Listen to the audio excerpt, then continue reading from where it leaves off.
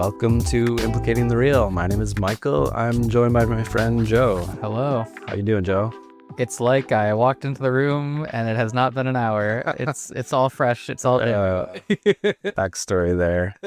We're also joined by Liana, also familiar with the Seth material. Yeah. How are you doing? Doing well. Thanks. Yeah. Thanks for being here. Yeah, thank you. It's fun. Love talking about this stuff. I was just gonna jump in right away with a quote and we can see what we think. This is one of my favorites. Let's see where it's from. Dreams, Evolution, in quotes, and Value Fulfillment, Volume 1. You are still learning. Your work is still developing. How truly unfortunate you would be if that were not the case. There is always a kind of artistic dissatisfaction that any true artist feels with the work that is completed, for he is always aware of the tug and pull and the tension between the sensed ideal and its manifestation. By the way, this is kind of long. In a certain fashion, the artist is looking for a creative solution to a sensed but never clearly stated problem or challenge, and it is an adventure that is literally unending. It must be one that has no clearly stated destination in usual terms. In the most basic of ways, the artist cannot say where he is going, for if he knows ahead of time, he is not creating but copying. The true artist is involved with the inner workings of himself, with the universe, a choice, I remind you, that he or she has made, and so often the artist does indeed forsake the recognized roads of recognition. And more, seeing that he often does not know how to assess his own progress, since his journey has no recognizable creative destination. By its nature, art basically is meant to put each artist of whatever kind into harmony with the universe, for the artist draws upon the same creative energy from which birth emerges. Kind of a lot there. Yeah. Does that make you think anything? I don't want to say it. You got to say it now. It just reminds me of Schopenhauer. Oh, I love hearing that. It's every time, though. I mean, there's a reason why I like Schopenhauer so much. Yeah. Although it's been a while since I read him. Have you read any Schopenhauer? No, I don't know what that is. So Arthur Schopenhauer is a kind of like metaphysician. German, right? German philosopher. Yeah, he's in sort of the Kantian tradition.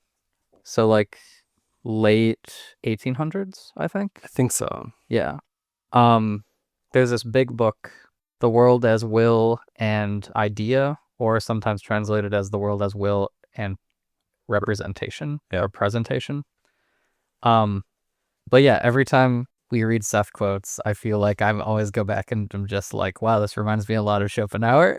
When you said I don't want to say it, I thought you were going to go way more negative than I thought you were going to say, oh, that's a bunch of bullshit. No, it just reminds me, book 3 of that book, book 3 of World as Will and Representation is just all about that, you know, like the artist and how art connects to the energy of like creating the universe and all that stuff, you know? I'm not even sure if I've read book 3 of that. Oh, it's the most often read part of it.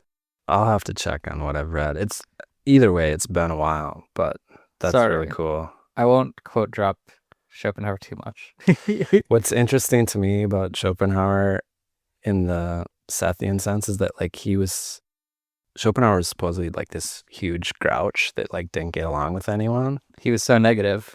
But like his philosophy like relates, so I don't know, there's just a lot of similarities. And it makes me think of Seth as like he says that like if you go to a doctor that doesn't know how to take care of their own health, they're probably not going to be able to help you. And so like that makes me wonder about Schopenhauer, his grumpiness. You've never watched House MD? I don't know.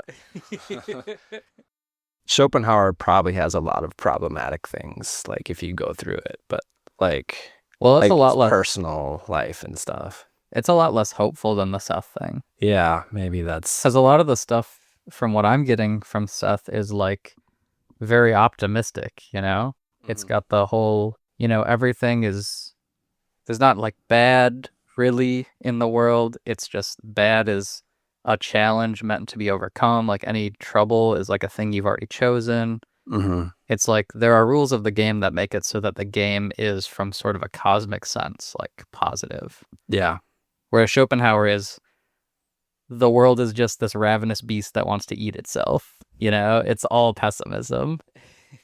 Yeah, which when I thinking back, that part of it probably also appealed to me at the time that I was reading it.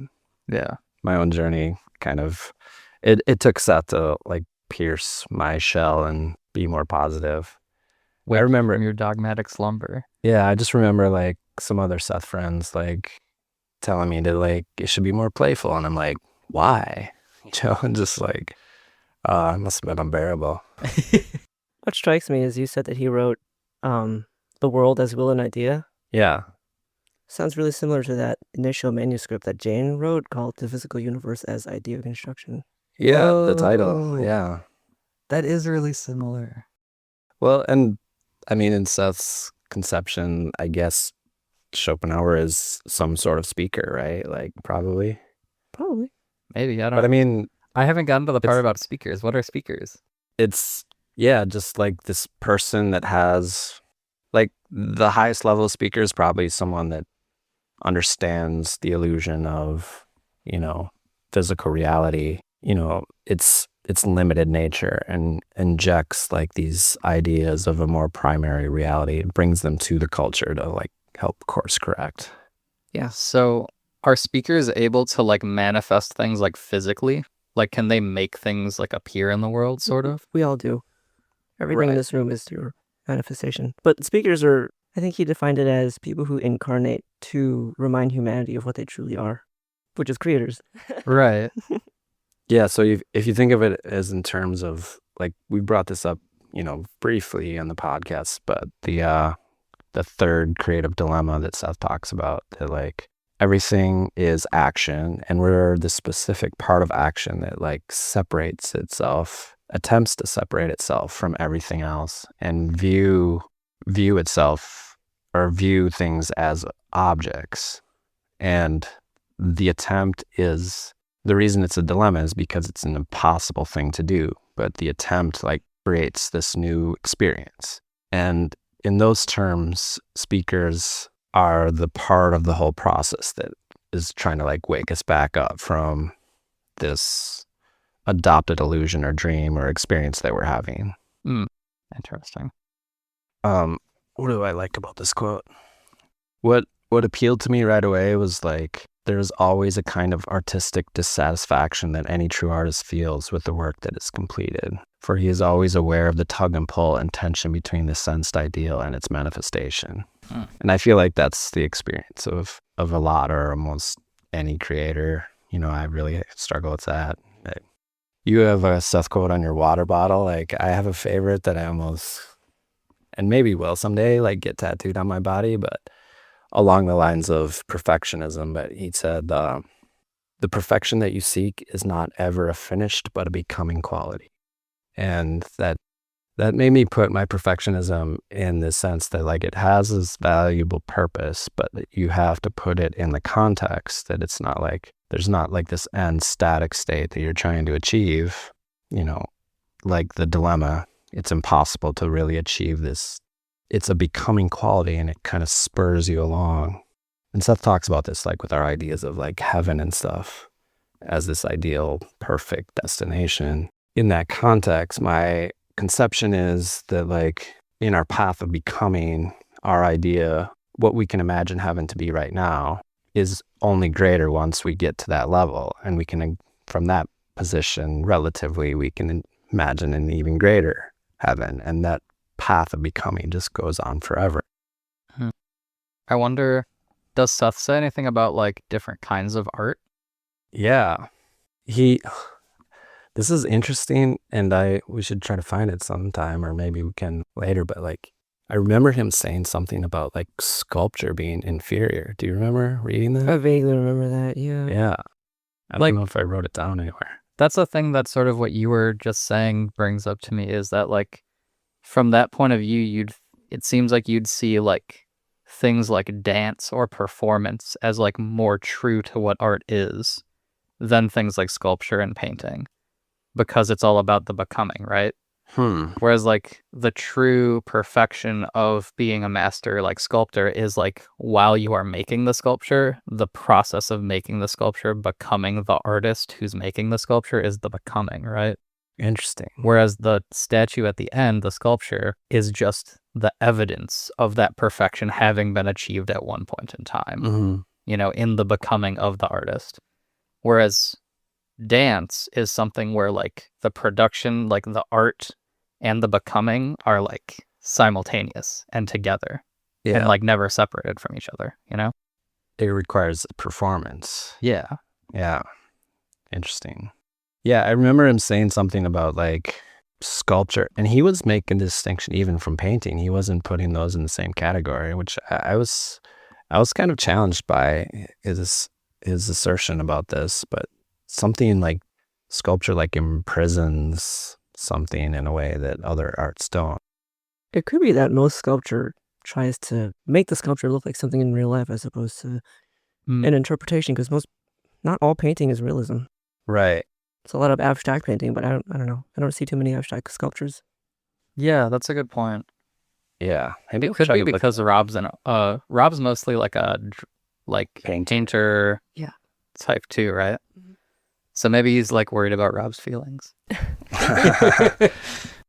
We did the last time I was trying to guess what the picture of Seth was gonna look like that Rob had made. Yeah. And then we did the like face reveal of like Joe nailed it. Wow. I nailed it. I didn't get how heavy he was though. I didn't realize Seth's kind of chubby. I thought he'd be thinner than he was. I think Rob was drawing him in his incarnation as a spice merchant. The wealthy spice merchant who very much enjoyed the pleasures of life. Yeah.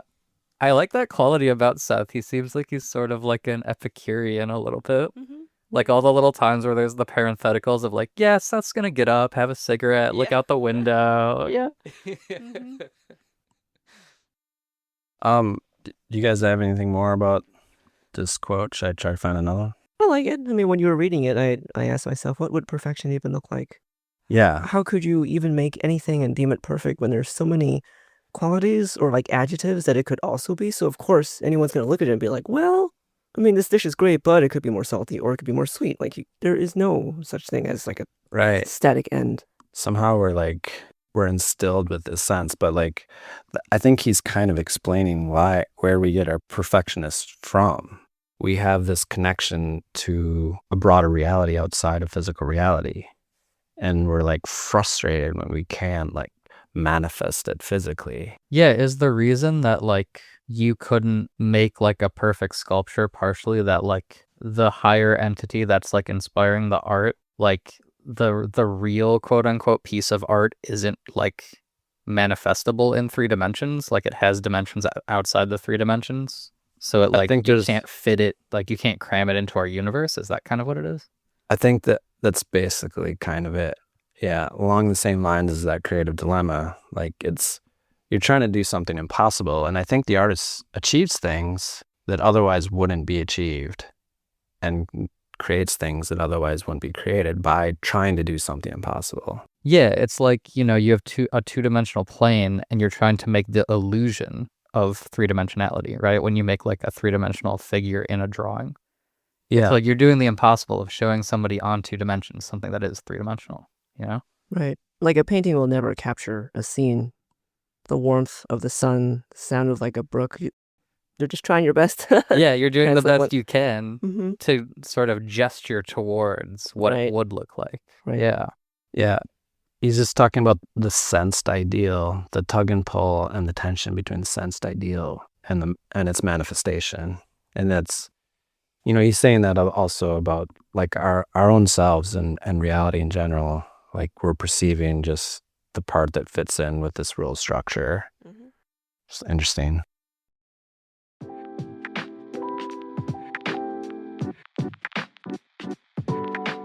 This is a quote from the Early Sessions, Book 1. The subconscious cushions the outer ego really against the shock of true reality. If sometimes it seems to you that you are living in a dream world, in many respects you are. You are not strong enough yet to bear the brunt of basic reality, and you construct complicated dream worlds in order to find shelter from what would appear to you as savage, uncontrolled, and undisciplined chaos. I don't know if that one sounds as impactful to me as it did at the time. But to me, it seems like a really good one to investigate. What do you got? What do you think? Well, what do you guys think is this basic reality thing that he's talking about? Because from my understanding of sort of the Seth metaphysics, there isn't a basic reality, right? I think we kind of touched on it, but like, or maybe I've just hinted at it, but like he talks about primary realities and secondary realities. And primary realities are things that are true across through all different realities. And so like he would say like, because in a dream I can fly, gravity isn't a primary reality, it's a secondary reality.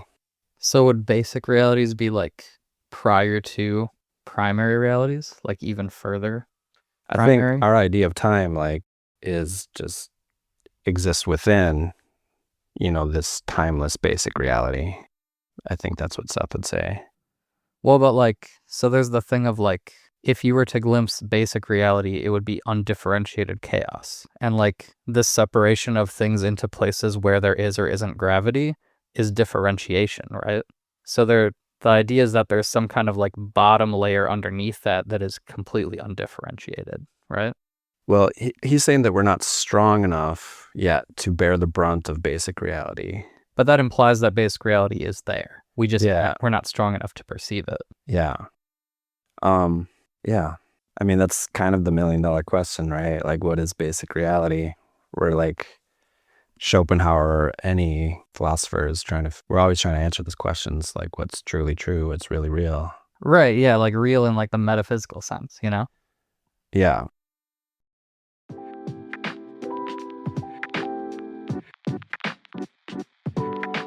This one's just about confidence. The manipulation of camouflage material depends to a large degree upon the outside ego's confidence. And the outside ego's confidence is only strong when it follows the inner ego's pattern. So fake it till you make it? You gotta have swag to wear camo drip. Yeah, I just liked that it was like kind of endorsing that, I've gotten a lot of value out of Seth instilling this idea that you have to have faith that the universe is on your side. Mm-hmm. It makes sense that element needs to be there. Otherwise, you're going to like bring in a lot of like fear and insecurity to your feelings. And if your thoughts and emotions are part of what's making your reality, you don't want to be bringing fear and insecurity into that to that extent. Mm-hmm. The problem I would have like coming to this at a certain point in my life is like, well, just because it's more functionally valuable to come at this with positive or with faith that the universe is on your side, it doesn't mean it is on your side. Yeah. Like Schopenhauer, as we discussed, like obviously didn't have that perspective. Oh no, he thought it was a tragedy. He thought it would be better not to exist almost. Yeah, and you can see why anyone could come to that conclusion when you're like, as Seth would say, like you're separated from your greater consciousness in this way. Well, it's sort of like jumping off what you had been talking about before we hit record, right? It's interesting how many religious traditions have such like a negative point of view, like the Buddhist thing too, right? That it's like, oh, life is just like suffering. Yeah. And it's like you have to view life as like this constant like stream of suffering that you're just trying to get away from. Yeah, the whole idea is to escape. Yeah. Seth also says that like Buddhism has come closer than any other religion to the truth, but he also said there's a lot of distortions. And that was one of the main things I had to like decide, like, this is obviously not true to me. Right. Life has suffering, but it's not that it is suffering. Yeah. But in Buddhism, that's one of the Four Noble Truths. Can you read that quote again for me? Yeah. And I don't know if I mentioned, this is from the Early Sessions, Book 1. The manipulation of camouflage material. And we should just say that by that camouflage material, Seth means like our reality. M81, alpenflange.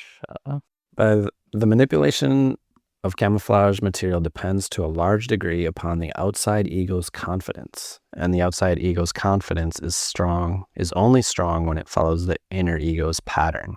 So the outside inside part is like the inner ego gets its information from the inner senses, which are supposedly connected to the basic reality that we were just discussing. And so that would be along the lines like, that's where he's saying we should be getting that sense of faith that the universe is on our side. If we look in ourselves through the inner senses, if we accept our intuitions, we kind of feel that.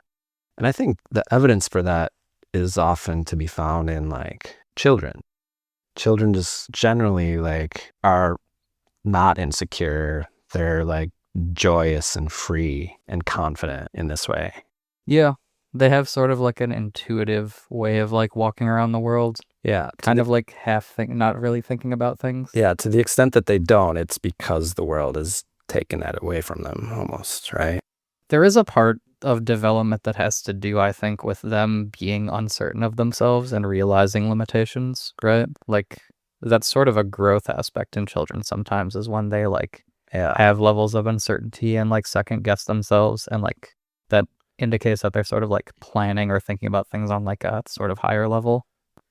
It's interesting in the context of like we're talking about like this idea of this part of consciousness cutting itself off. It's almost like that stage of what we would call development in a child, or in our way of looking at things, is almost a further cutting off from your connection to those inner sources.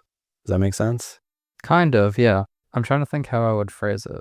I feel like there's sort of there's like a naturalness to not understanding, like to having no self-understanding.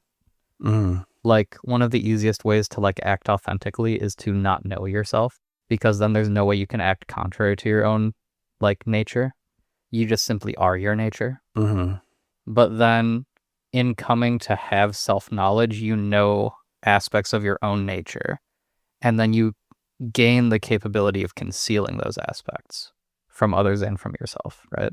So it's like there's this weird balance between authenticity and self-knowledge, where you have to be able to sort of square the circle of having both authenticity and self-knowledge, right? Interesting.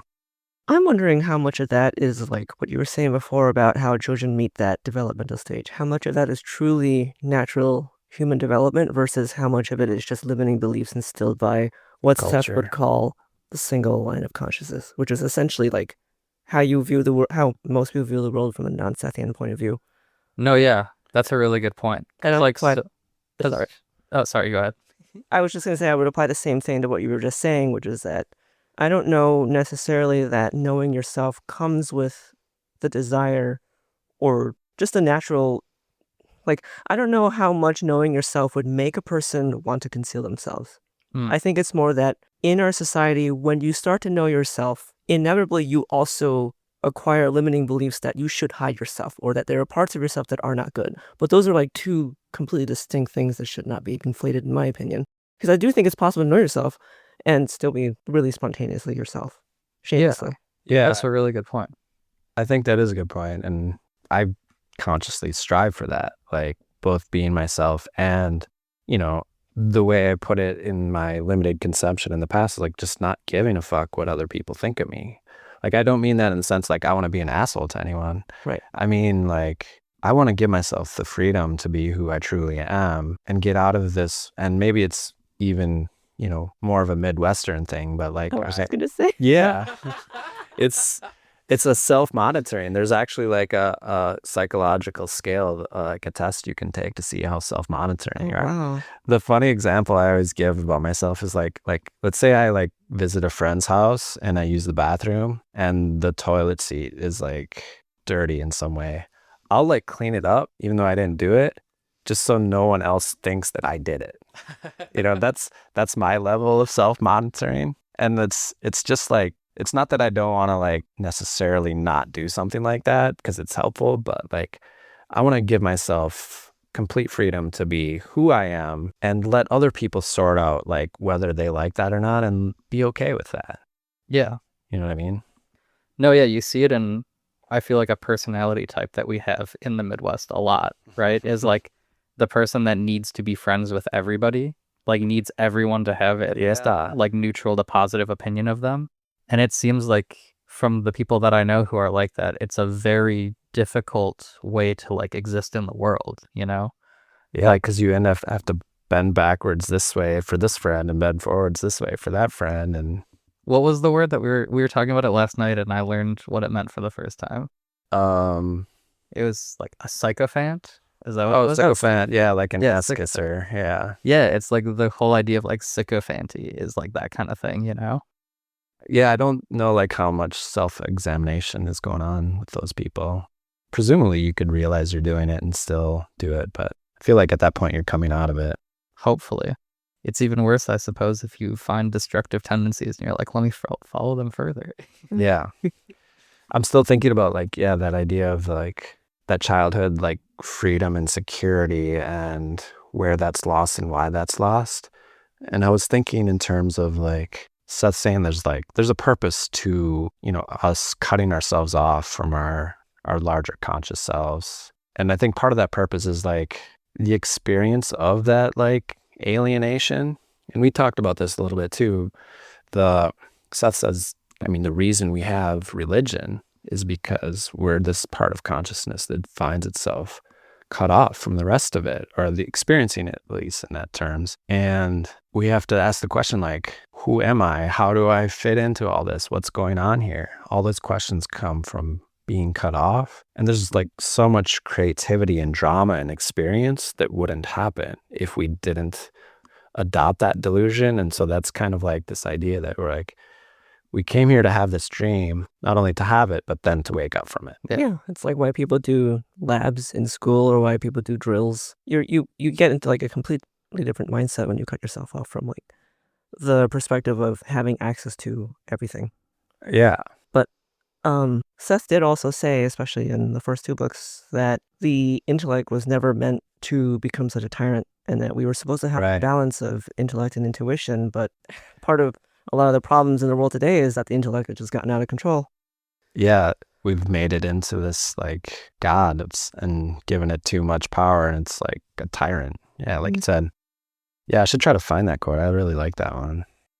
I think about that especially with what you were talking about with like, is the way that people, grow and the developmental stages they get a result of kind of the systems that we've adopted, Right. Where I feel like we do, like a lot of our social systems seem to be set up in such a way that it is always geared towards developing only like the intellect, right? Right. And like making people that conform into rational, like quote unquote, like boxes or like systems and things like that.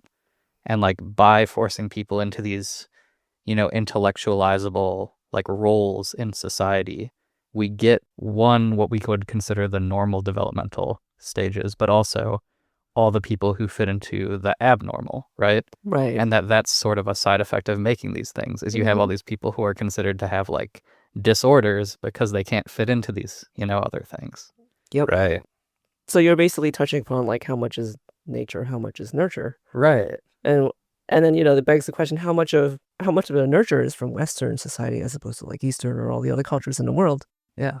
What you said about disorders really resonates with me as a neurodivergent because I do believe that a lot of the disorders in the DSM-5 are not actually disorders, and there are studies that back that up. Right, exactly. Because the definition of disorder is you have problems fitting into the society that you're in. Current society, right? Yeah. Exactly.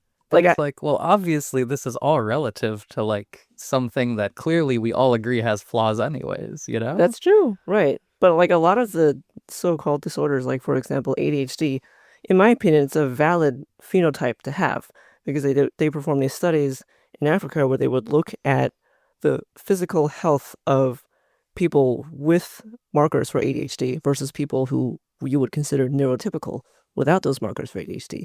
And the neurotypicals would fare better in an urban society where they would go to like a 9-to-5 office job, that kind of lifestyle. But the people with neurodivergent traits would fare better in the more like rural village type setting where their ADHD would help them hunt better, gather better, guard the village at night better because, you hear a twig snap and you're trying to pay attention to everything versus just like single-threaded type of thinking. And to me, that's just proof that these are all valid phenotypes that give the person advantages. It just depends on what you're asking the person to do because a lot of people, at least maybe I'm biased, a lot of my friends who are neurodivergent are really good at what they do. But if you sit them down in a classroom setting or a 9-to-5 office job, they will fail. They will be miserable. They'll be like, wow, this sucks. Why do you people do this? Right, exactly. It's a great point. And it doesn't take a lot of imagination to just realize how that comes about. Like little Johnny's not behaving in second grade and this is a problem and we got to do something about this. And all of a sudden you're on this path. Like from the beginning, it's just like thought of in this negative light. Like needs to be fixed. Mm-hmm. I've had similar experience just with like physical symptoms. And I come to realize that like, you know, I had these odd, you know, physical symptoms in my 30s and I was getting all these tests done to like try to figure out what's going on. And we were talking about this last night. It was kind of like my dark night of the soul or night of the sword as it comes up in the Seth material. And maybe that's fruitful to get into too. But like, I just remember like after going through that, Western medical science, it's just taking a group of symptoms and putting a name on it. Yep. That's all it's doing. And then that makes us, you know, we come to it with this belief that these are people that know what they're doing. They've done these experiments. They found these things out. And this is an actual thing. But it's just like, I just have these symptoms. There's a name for it. Fine. But that doesn't really do anything. Yeah. Because, you know, you are your own individual example of the symptoms happening, you know, and it's like so much of what medical knowledge is involved with is like large numbers, you know. Mm-hmm. It's like, you know, in general, if this happens, then this is a thing that can help it. But does that mean it always helps it? No. So for any individual, like you can't guarantee you can't guarantee that for any individual a treatment's going to work, or even that a diagnosis is correct based on symptoms. You know, it's all sort of oriented around the very large scale numbers kind of thing. It's making me think of like what I've finally understood about like shamanistic healing. Because I just remember like getting the broad strokes and like being kind of confounded by it, but like it was always like bizarre and performative, and you know, like there's like witnesses and stuff. And like from this context, a Sethian context or a shamanistic context, I've learned that what they're doing is all this bizarreness is to like throw people off their normal belief system and to make them believe that the shaman has the power to heal this person. And all the audience is they're kind of like transformers. So if you get enough people close around believing that this healing is going to take place, then the patient's going to believe it on some level. And we were talking about this last night too, the placebo effect. Like that is literally how a shaman would heal someone, is like having this basically like performance art that like shock the person into changing their beliefs and believing that they've been healed. Yeah. And it can be a lot more targeted, you know, on an individual, like being able to incorporate all those sort of like bizarre things. It's like, you know, if you know enough about a person and you're going to be doing that kind of stuff, presumably you can like incorporate the kind of symbology that to them is incredibly meaningful, mm-hmm. as opposed to just having like a very sterile white room, you know, where like they won't be able to find meaning really in a lot of the things that's going on. But yeah, I got there from what you were saying. Like we can't necessarily like generalize specific issues, right? Because everyone's their own experience and subjectivity and a world unto themselves. Like it's kind of silly that we're going to have like this one thing that works for everybody. Yeah. Actually I found one quote. It's not maybe the main one about the intellect and the intuition. This is from The Nature of the Psyche, its human expression. In no way do I mean to demean the intellect. It is here, however, that the tyranny of the fact world holds greatest sway. The intellect has been denied its wings. Its field of activity has been limited because you have given it only facts. So he's kind of like going almost the other way, is like, and that's what really appealed to me too, because I feel like our own versions of, we're caught on all these binaries often. I feel like it's either the intellect or the intuition, you know, it's like either scientific materialism or hippie spiritualism. And Seth is saying that they should be partners. And here he's kind of like pushing back against like displacing the intellect. He's like, and this gets into probably what we're doing here, you know, like in this adopted dream or delusion or challenge that we've taken on. We're developing the intellect, and then we have to bring that part of our waking up from the dream is bringing the intuitions back into the fold and balancing them out.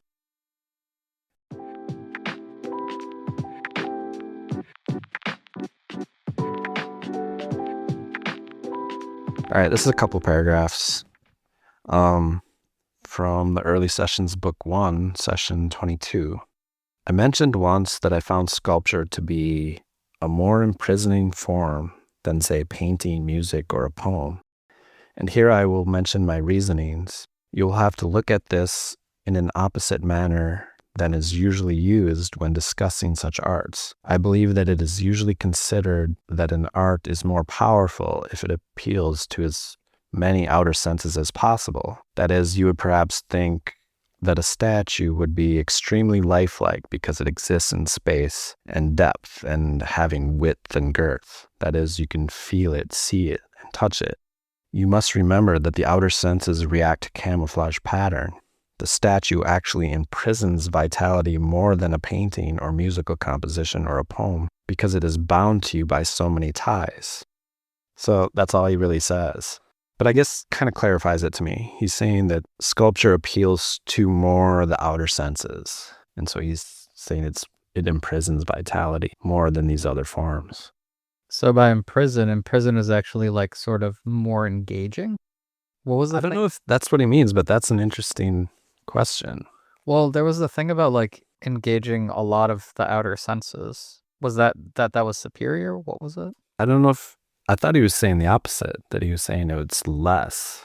I'm not actually sure. That's what I'm trying to figure out right now. I believe that it is usually considered that an art is more powerful if it appeals to as many outer senses as possible. That makes me like usually considered, I think he's like pushing back against how we usually consider things. Yeah. That is, you would perhaps think that a statue would be extremely lifelike because it exists in space and depth and having width and girth. That is, you can feel it, see it, and touch it. And I was thinking of like our immersive experiences with like film and stuff. Yeah. I feel like that's even more. But my sense of like art is, it's this sensed ideal that's kind of like outside of this reality that the artist has this sense for, and it's trying to express it in these limited forms. And I think when it's actually working, it's referring the consumer back into that sensed ideal. It's like a physical reference point to get the consumer in that same feeling space as the artist. Mm-hmm. Does that make sense? Yeah. Like it's not, the art is representing something that doesn't fit into this world. And that's why we're moved by real art. So, and it seems like what Seth is saying is that sculpture does capture the ideal more. And so it's more imprisoned, the idea is more imprisoned in the physical world by the sculpture. Than say if you wrote a poem about the thing that the sculpture is about, the idea would be expressed, like you would have access to the idea, but it would be less materialized in the world, Yeah, I agree. So you think he's using the term imprisoning as a good thing? Yeah. Like, Interesting. I think that's kind of, because he's saying, it's sort of like somebody had a question, like trying to clarify, like, well, what do you mean imprisoning? And he had to clarify, like, oh, I mean imprisoning in this other sense. It's not imprisoning like it's lesser. It's imprisoning in that it's more physically instantiated. Interesting. Yeah. Can I read it once again? Try it again, yeah. I mentioned once that I found sculpture to be more imprisoning form than, say, painting, music, or a poem. And here I will mention my reasonings. You will have to look at this in an opposite manner than is usually used when discussing such arts. I believe that it is usually considered that an art is more powerful if it appeals to as many outer senses as possible. That is, you would perhaps think that a statue would be extremely lifelike because it exists in space and depth, having width and girth. That is, you can feel it, see it, and touch it. You must remember that the outer senses react to camouflage pattern. The statue actually imprisons vitality more than a painting or a musical composition or a poem because it is bound to you by so many ties. Yeah. I think you might be right, Joe. I was like taking it in the totally other direction and just like assuming that was a bad thing. Here's the thing, though. Seth would say there is no good and bad. So even if you have art that's really restrictive versus art that's not, it's all art. It's all valid. Yeah. Yeah, one just restrains vitality more. Right. Which is just like on that spectrum of things. I wonder if he's meaning like it's like it's not invalid as an art form, but maybe it narrows the range of like artistic interpretation of it. it's like more specific because it appeals to more senses Right. or of our outer senses. And I also want to call attention to the fact that this is him answering Robert Butts' questions specifically about whether or not Robert should make sculptures. Oh. So it should not be taken as a statement of like, here's my opinion on art. Yeah. Yeah. That's interesting that Robert's like, hey, should I? As far as I know, It's- did he ever? It's because Seth was saying, he was just mentioning that Rob should develop abilities that you have that lie unused and latent. And then Rob is like, should I do wood carving? Mm. So.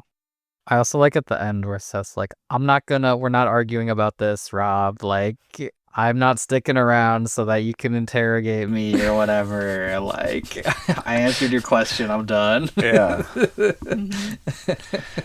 Joe's been super fascinated by the Robert Butts angle. Yeah, Just- I feel like the Robert Butts story is like the secret through line, like B-side to all of what's going on. Oh, yeah. Like everything in the parentheticals is just fascinating to me. There's like the part in the last chapter we did where they have like Seth mentions like multiple times like, oh, make sure you guys like turn your bed, Oh. you know, so it's facing the right way. And then Rob's just like in the parentheticals like, we didn't. I just moved the bed. I laugh every single time I read that. It's so absurd. There's so many things that simple things that he suggested, and they just decline. I know. Sometimes there was like this one section where Seth was like, oh, you don't have to put my now dictations, like my now. And then, That's in here. Maybe Is Seth it? speaks. That's in chapter 4, yeah. Yeah. oh, okay. And then Rob just immediately writes it anyway. Yeah, he writes now and underlines it. And it's literally, like the most Immediately after. common sentence that Seth ever speaks because of that. Yeah, it's kind of unique though. The Robert Butts story. But I like too that like they just wanted to include everything, and because they're so like insecure about like being called frauds or something, they just like put it all in. Yeah, and he's like, you know, it seems like he's trying to figure out like what other aspects are important. Like sometimes he's just like, this part got dictated really fast, this part got dictated really slow, you know, like maybe this will be useful for somebody sometime. For sure, yeah. Yeah, there's parts where Jane's voice apparently would like have this like incredible volume that like they couldn't really account for like physically. Like, and sometimes weren't they like kind of like embarrassed that it was coming through like so booming? Like Seth was like kind of having fun with it, I feel like. Yeah. They're like, we got neighbors, man. Exactly. Well, that kind of clarifies a little something. Mm-hmm. Have you read any of the personal sessions ever? Here and there. Yeah. Yeah, I'll read like snippets of it. I actually found a lot more useful stuff in there than I was anticipating. Yeah, me too. Is that the one where every once in a while they'll cut and they'll be like, oh, somebody had like a personal question for Seth, and then they like send a thing to like a person that came to visit or like wrote a letter or something? It's usually like Seth is like focusing on aspects of their lives, and they're like, no one wants to see this, or if it was maybe too personal, they didn't want anyone to know, but eventually they released most of that stuff, I believe. Okay. There's like 6 or 7 books worth. Wow. Yeah.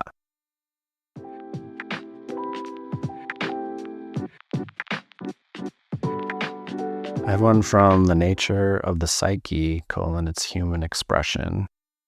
As fire gives off light, cellularly tuned consciousness gives off dreams. Such a consciousness is a state of being in which its reality generates more energy and power than it can physically express in its brilliant intersection with physical reality. The sparks generated by each instant of its existence cause additional experiences, perceptions that will not fit in the known moment of the present. Last time you brought up the term monads, Oh, yeah. and that's kind of the definition of like the part contains the whole. Is that kind of right? Or what's your conception of it?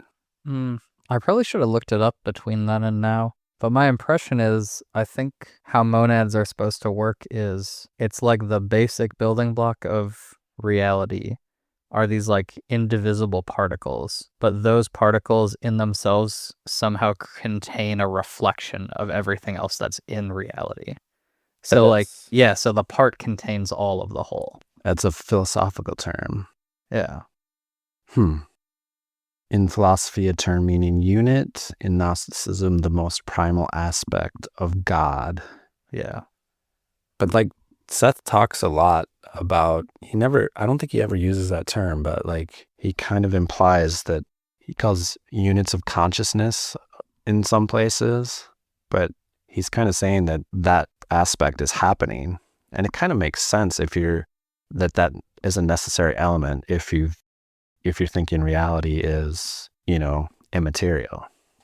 Yeah. I sort of had a question about that. It came up in chapter 4. He had the thing where he talked about like every molecule like has a consciousness to it, which to me seemed like weird because we had been talking for a while now about how like your consciousness like creates reality, like you're a creator of it. But then it's like the molecules that things are made of also have consciousness. Yeah.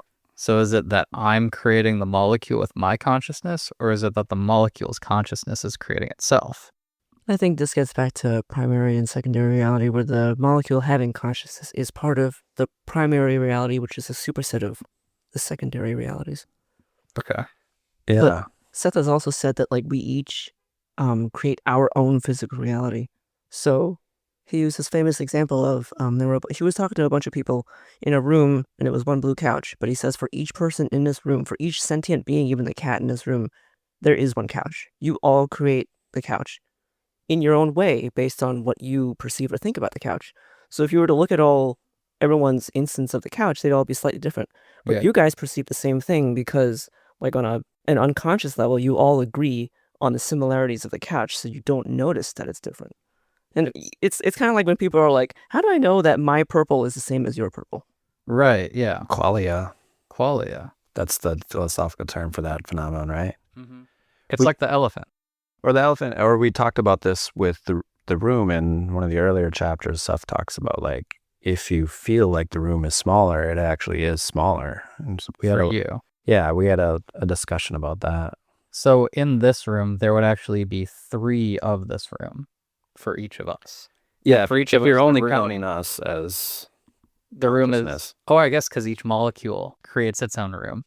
Well, It's a consciousness. I don't know about that. I don't know. That'd be up to interpretation. But if there's like a spider in a corner and if it can see the table, it's also making its own table. Gotcha. Yeah, to your question, I was gonna say that like I struggle with that a lot until I realized, because Seth will also say that, free will is always operating for every consciousness. And so like, how does that work? And this is how like this continual like flush of probabilities is happening, right? Because we're co-creating with these molecules. The molecule in my thigh is choosing to be a part of my thigh in the same way I'm choosing to have a thigh, and in this moment we're in it together at our own levels, right? That's kind of the idea. Yeah. So here's the other thing then with that. Like you said, if the spider can see the table, it's making the table. But it's the other way around, right? It's the spider is making the table and so it can see it, right? I guess a better way to phrase it is if the spider is aware of the table, if the spider is thinking of the table right now. Because I think he said that like when you stop being aware of something, it literally ceases to exist in your reality. Yeah, there's an interesting part where he talks about, I don't know if Rob had this experience or Seth was just bringing up this as an example, but like it was like dark out and Rob walked into the backyard and saw like the garden hose and for a second thought it was a snake. Yeah. And we should find what exactly Seth says, because it'll be more illustrative than what I can just garble together from my memory.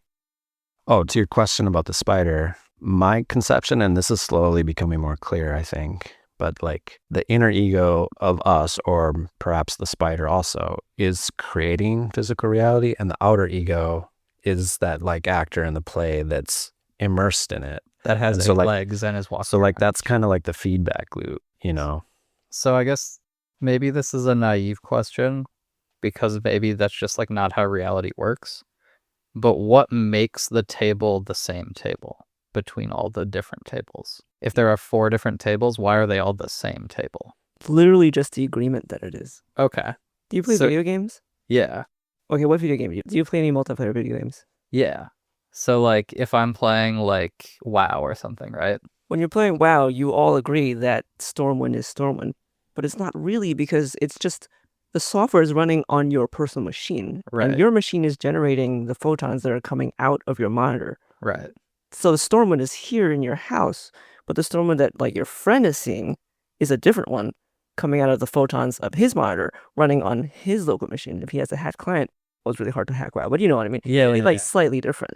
Right. And it's just because there's enough similarity where like simultaneous events are happening in both and we can agree to them, we collectively decide that there's this one complex entity that is Stormwind. Right, but it's not the same because there's one Stormwind for every single person. And I Yeah. don't know how much information is sent from the servers to the client, but if there is, then there's a Stormwind for every, like there's a client-side Stormwind and there's a server-side Stormwind Yeah. for Okay. each person. Yeah. So yeah, like yeah. which one is the real one? The collective consensus, I guess. But not That's- really, because it's your personal reality. That's an interesting example because you can both see it from the objective and the subjective point of view, I think. Like, because you might say like, well, it's all coming from this one source, and so it's objectively the same. But like when you drill down to it, it's like it's manifesting in different places and with different molecules on different equipment. So like in that sense, it's also not objectively the same Mm-hmm. in the strictest terms. That's weird. And with Yeah. video games, that example, like that line of thinking becomes more clear, because if you are having internet problems and you're lagging, what you're going to perceive in the video game is going to be completely different from what someone else perceives. But you still agree that's the same thing. Mm-hmm. I'm trying to think. I feel like there's some kind of really good example where like this happens and then there's like a split, you know? And then there becomes like two different versions of reality that like become real at the same time. But I think it supports what you're saying, that those splits are possible, because it really shows that it is sort of just like an agreement among the people who are participating, you know? Mm-hmm. I can't remember what that example is. Yeah, I don't know if I'm understanding exactly what you mean by splitting, but I think like modern physics and Seth says that sort of splitting through probabilities is like constantly happening. Yeah, like what you could do is you could have like servers that are running, and then you could have a scheduled time at which like in one server you're going to continue with like certain rules, but then in another server the rules are going to be different, you know? And you could have them split and be originally the same group, but then they are now following different rules. And then slowly like the in-game world will be different, you know, because it's not following the same rules anymore.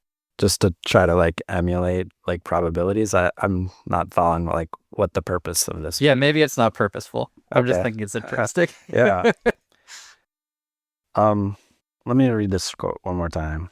As fire gives off light, cellularly tuned consciousness gives off dreams.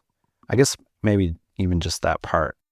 Somehow that like just using that metaphor, as fire gives off light, helps me kind of like validate this idea that like even my own conception of like fire giving off light, like I experience it, I accept it as valid, but there's also like some like mystery or magic to it, to me. And it makes sense if we're talking about these like monads or like consciousness units, that like something analogous is happening.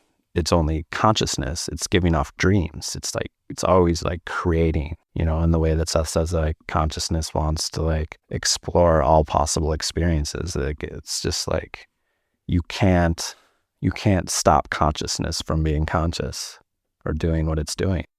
I like the idea that dreams are like an emanation. Like it's not that dreams happen in a place, it's that dreams like come out from a place and like become a new thing, you know? Because like that's the Sethian thing, right? That like we're sort of like creating these new other types of reality in our dream states.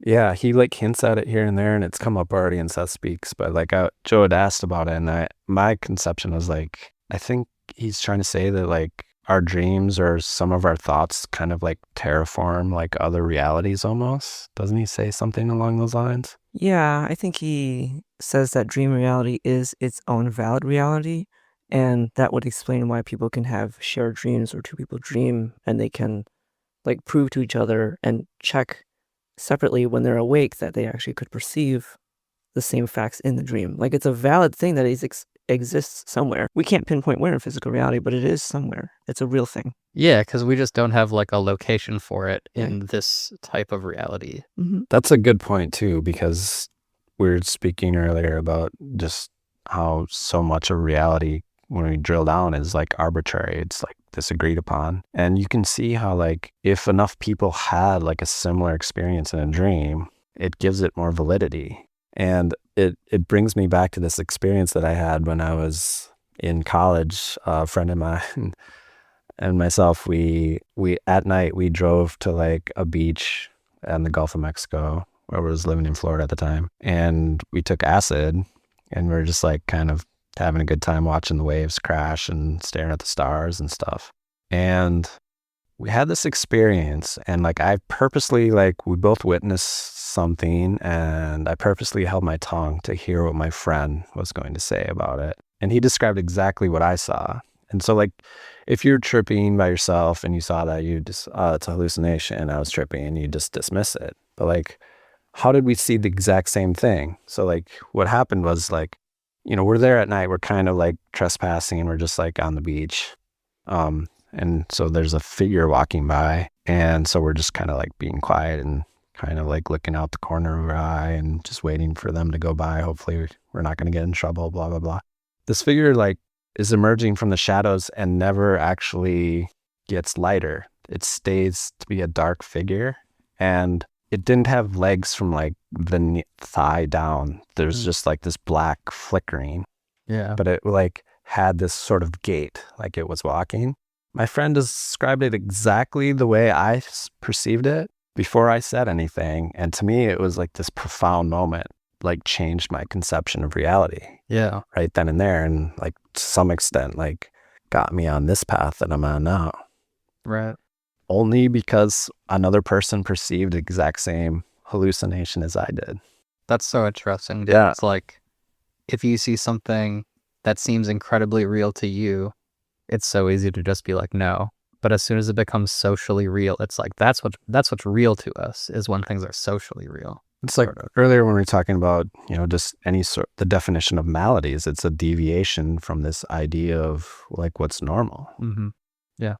Do you know, like, does like Western philosophy like contend with this idea that we're like so much of these things are like constructed and agreed upon, like socially constructed? I'm sure there's places where. Oh yeah, there's a lot of discussion of like constructed social reality. Yeah. Because like I guess I interact with it more in terms of anthropological stuff. Like that's what all of that makes cultural sense. anthropology is about. Like that's the foundational sort of idea. Yeah. Is that a lot of what we take for granted is sort of this thing that we all socially are just like, well, that's just like true. We're just gonna like pretend like that's true. Yeah. That's our show, but fear not, the never-ending conversation continues next week.